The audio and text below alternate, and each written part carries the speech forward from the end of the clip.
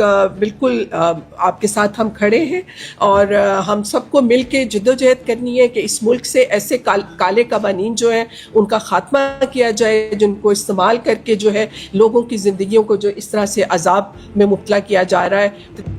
बहुत कम ऐसी वीडियोस होती हैं जिनके बारे में हम आप लोगों से गुजारिश करते हैं कि इस वीडियो को शेयर करना लाजमी है। मैंने वीडियो को शुरू के अंदर जो आप लोगों को क्लिप दिखाया, उस क्लिप को देखकर आप लोगों को अंदाजा हो गया होगा कि इस वीडियो को शेयर करना कितना लाजमी है। एक दिन पहले प्रेस क्लब इस्लामाबाद के अंदर इस मलून औरत डॉक्टर फरजाना बारी ने जो 295C के कानून के बारे में बेहुदा अल्फाज इस्तेमाल किए, वो मैं दोबारा दोहरा नहीं सकता, आप लोगों ने क्लिप के अंदर देखे होंगे। जिस कानून को पास करवाने के लिए हमारे बड़ों ने हजारों की कुर्बानियां दी, आज उस कानून को खत्म करवाने के लिए प्रेस कॉन्फ्रेंस हो रही है और ऐसे ऐसे बेहुदा अल्फाज इस्तेमाल किए जा रहे हैं कि जिनको बयान करना मुश्किल है।